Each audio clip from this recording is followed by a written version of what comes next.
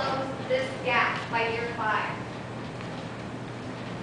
By doing that, with my rate increase, yes, it was almost 47%. It was $302 I'm putting in reserves. Think about how many years it's going to take me enough to make my $10 million match. If all I'm putting into the bank is $300. So put it into perspective. For every $10, I'm putting 30 cents aside that they want me to match. So it's going to take me a really long time to get to my $10 or my $10 million when I'm putting $300,000. And again, this is as this gentleman has pointed out, I have only taken straight line projections on revenue. 15.5%. Remember, I've got this future year of debt coming in there, future year of medicine costs coming in there. It's going to take me a while to start really kind of seeing some positive. I'm barely breaking even year over year. $141,000 when a hole in the ground cost me $30,000. Not a lot of wiggle room. Several years later, or I can be completely out of money in 5 years. Those are my 2 options. We think that there are options in between. We don't know what those are for you, but we do agree I can be more flat here with stronger increases in the future so that I still make 302 here, but my in-between years I'm going to be flat, almost just barely breaking even. Those are options you have to tell the council. We encourage you to come, write your comments down, but also come to the October 26th meeting, tell them what you think. And that is where I turn over the city manager for more doing. What ultimately, Karen has done a really good job, thank you Karen, of explaining our finances and where we find ourselves with and without a rate increase. Ultimately,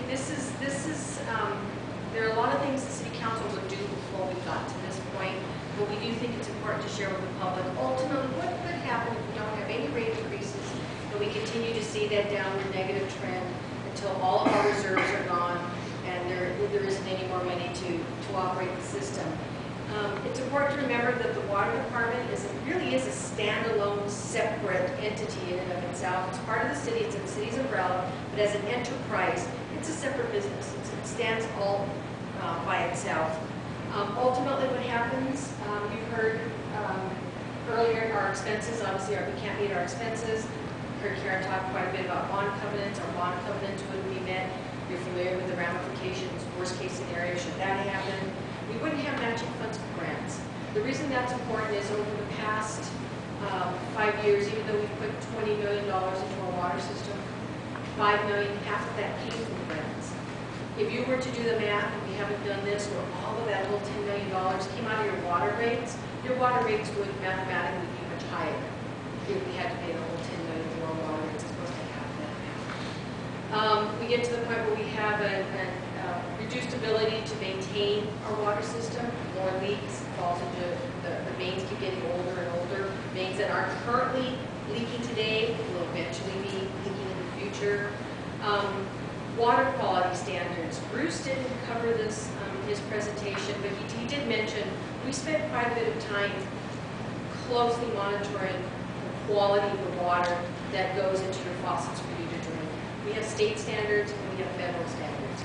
The minute one of those standards isn't met, we can't produce water. We can't ship water through our system if our water system exceeds the requirements of the state and the federal government. We were able to install that emergency filtration system so that we can continue to send you water. What happens if you can't meet the water quality standards? We're in a situation where we have to purchase water. Right now, as we don't incur any cost when it's in the ground. We incur cost to distribute it, but actually getting the water itself to the ground is free right now.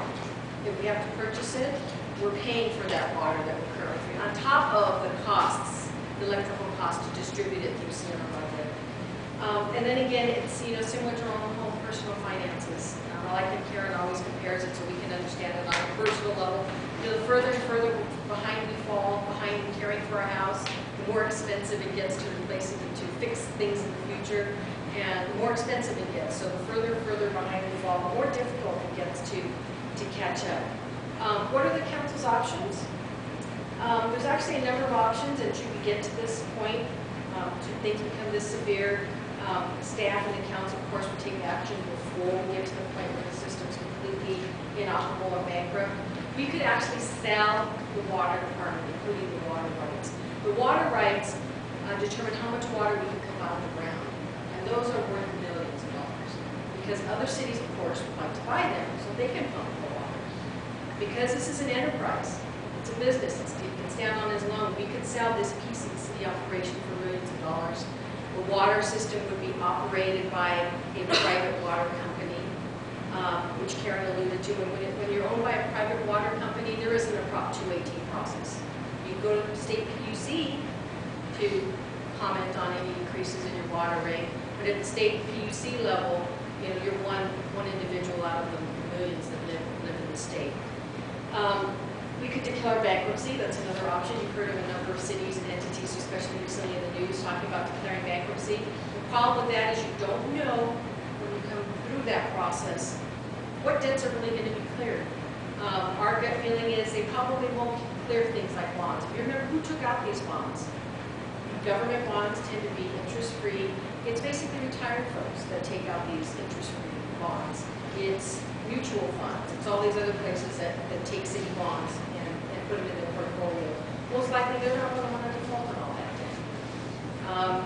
So we don't know what the end results of bankruptcy are going to be. Very similar on a personal level. You never know at the end of it what the courts are going to say you still need to pay and what you don't need to pay. Ultimately, if we don't do anything at all, we don't sell it, we don't declare bankruptcy, it will get to the point where another agency would come over and take over the operations. Specifically in a situation where we were no longer meeting water quality standards. Somebody from the state would just come over and take over the water company and start running it. And again, once a water company is either sold, taken over by another entity, it becomes very difficult to get that back again. Right now, as it stands, it's your local water company.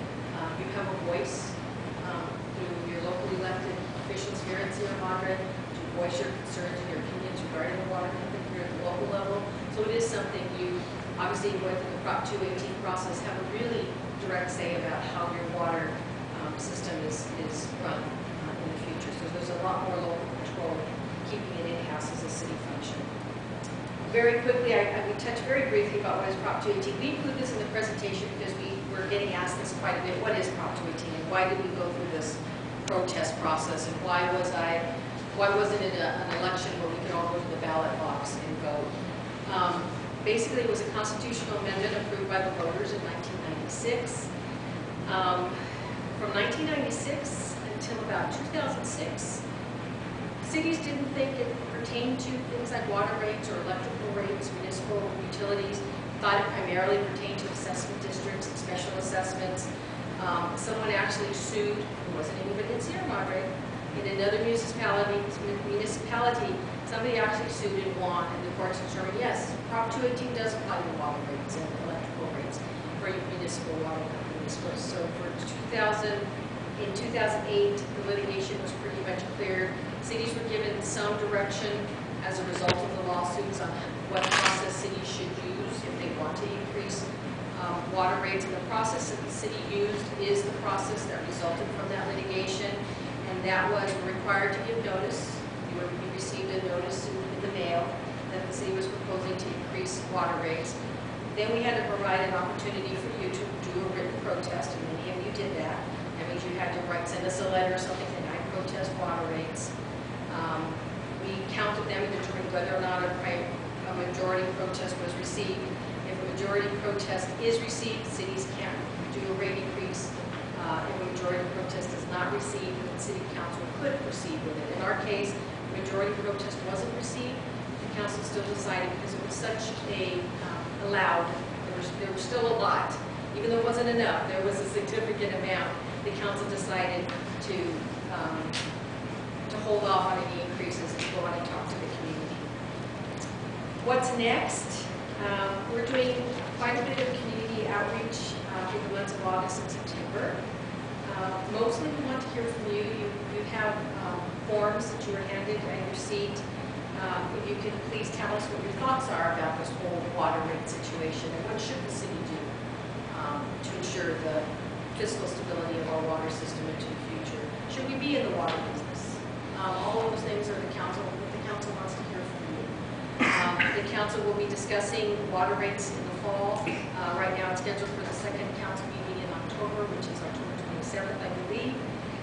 So feel free to, if you're curious, as we get closer to that date, if you want to know when it's scheduled, you can go to our city website. Our agendas are posted on the city website, or you can always call City Hall and tell you when this item is coming before the council so that you can participate in the discussions. At this point, we've been taking questions along as we go along, but we would be glad to answer any other questions you have this evening. If you feel more comfortable talking to us afterwards privately, we'll be here for as long as you'd like us to be. And you can always call us at City Hall, 355-713.